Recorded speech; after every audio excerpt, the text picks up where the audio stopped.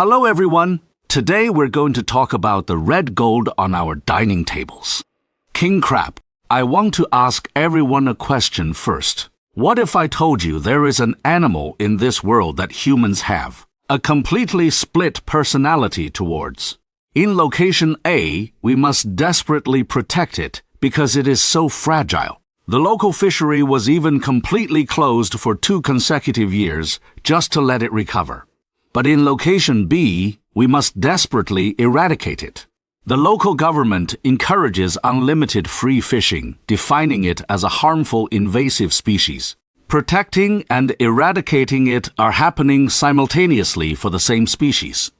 This species is the red king crab, or what we commonly call the king crab. In its homeland, Alaska, USA, its population once became astonishingly low. Scientists were very worried from 2021 to 2023. The most famous Bristol Bay fishery was continuously closed to protect it, but on the other side of the planet in Norway became an overwhelming plague sweeping through the seabed ecosystem, devouring everything in its path. The Norwegian government had to draw a line west of this line. Catching king crab has no quota limits. The only task is to curb its spread. Why does the same species live such two completely opposite destinies? To answer this question, we have to turn back the clock 60 years and look at a crazy red gift from the Soviet Union. King crab should not be in Norway. It should not be in the Atlantic. Its proliferation in the Barents Sea today is not a natural migration, but a complete man-made project. It was the 1960s, during the peak of the Cold War. The Soviet leaders at the time, Khrushchev, adopted an idea from the Stalin era. We needed to create a new, valuable commercial resource in Russia's northwest to improve local food supply. They chose the red king crab from the Kamchatka Peninsula in the Pacific as the upgrade. Thus began a miraculous biological relocation. Between 1961 and 1969, Soviet scientists transported thousands of adult king crabs and reportedly 1.5 million crab larvae by plane. They crossed 11 time zones, releasing them into the Arctic oceans. Murmansk Fjord. This plan was arguably too successful. Their new home, the Barents Sea, king crabs had almost no natural predators and food was plentiful. In just 10 years, a self-reproducing population was firmly established. By 1977, the first king crab was caught in Norwegian waters. From that day on, this biological army began its unstoppable expansion. History played a huge joke here. The Soviet Union's original intention was to create a valuable commercial resource for communist countries, but soon after, the Soviet Union collapsed. Today, this red gift has become a multi-billion-dollar global luxury industry, and the main beneficiaries of this economic windfall ironically became NATO member Norway and capitalist-leaning Russia. Locals jokingly call this invading force Stalin's Red Army. This Red Army ultimately became one of its creators' most unexpected and most successful capitalist exports. But the question is, why? Is this Red Army so formidable? Why did it become an ecological nuclear bomb as soon as it arrived in its new environment? This holds the king crab's second secret, a secret about its fake lineage. The Red Army, facing Stalin, had terrifying combat power. Besides, no natural enemies in their new home, it also harbored a deeper biological secret. Simply put, it is a lineage fraud.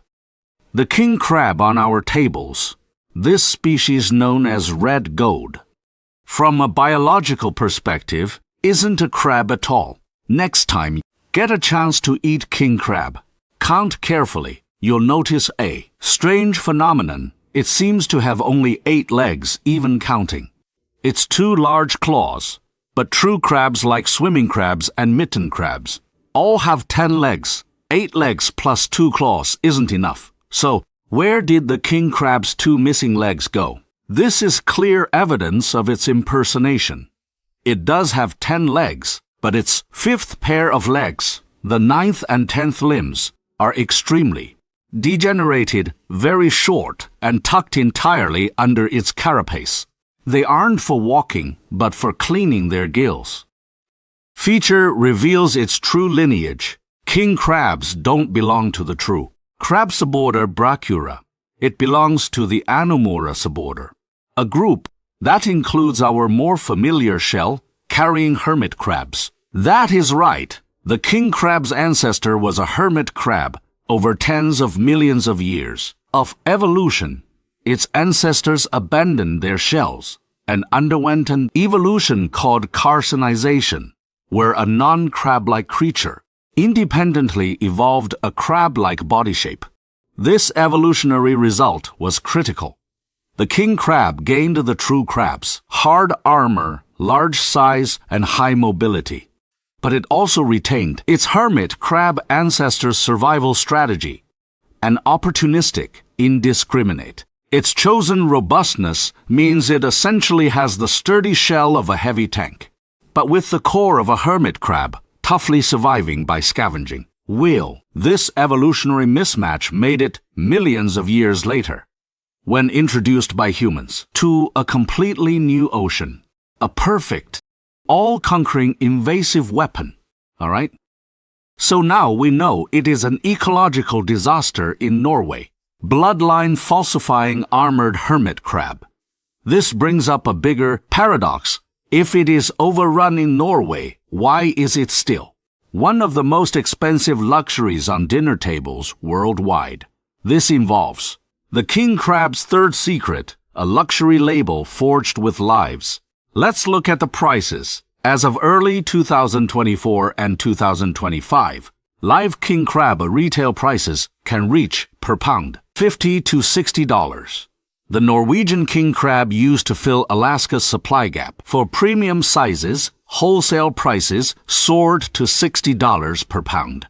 Some retailers even priced it as high as $94.99 per pound. Why is it so expensive?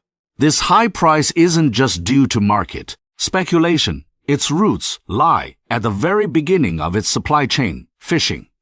Fishing for Alaskan king crab is widely recognized as one of the most dangerous industries in the U.S.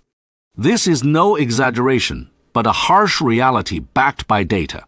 The mortality rate for Alaskan king crab fishermen is, on average, 80 times higher than that of ordinary workers. During peak fishing seasons, some statistics even claim that, on average, weekly, one fisherman dies. Over 80 of deaths are due to drowning, caused by hypothermia. Imagine the scene: fishermen on a frozen deck, facing extreme waves and weather, handling massive 800-pound, around 362 kg king crabs. They constantly risk being hit by swinging crabs, getting caught in hydraulic equipment, or being thrown overboard in harsh conditions. A constant danger. A notable phenomenon is that this danger itself has become part of the product's value. Discovery Channel has a globally popular show called Deadliest Catch. This show inadvertently became the king crab's most powerful marketing machine. It successfully highlighted the dramatic and life-threatening aspects of king crab fishing to a global audience. It deeply ingrained concepts like risk and death KPIs into the king crab's brand story. So when consumers pay high prices, they're not just buying crab meat, but also the legend of trading life for a delicacy. The greater the danger, the more reasonable its luxury pricing seems. This perception, in turn, motivates fishermen to take on higher risks. All right, so now we understand in Norway, it is an ecological nuclear bomb, but in Alaska, it is deadliest catch. This leads us to the climax of this paradox. When a species needs protection in one place, yet needs to be eradicated in another, when getting rid of a pest also happens to be a luxury business, what should be done facing this slow, The unfolding ecological disaster, the Norwegian government's response, pushed the king crab paradox to its peak.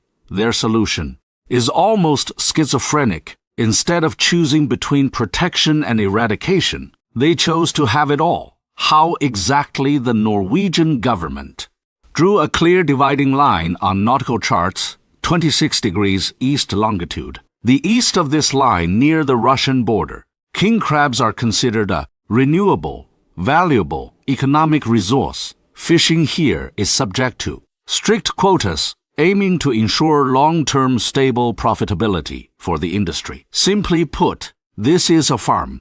But to the west of this line, king crabs are clearly defined as a harmful invasive species. Fishing here is unrestricted and without quotas. The policy goal here is solely to curb the further spread of red king crabs along the coast. Simply put, this is a battlefield. This double standard fuels the core of the king crab paradox. Your appetite is Norway's ecological management tool on the front line west of 26 degrees east longitude. Encouraging unrestricted fishing is the only effective means to control its spread.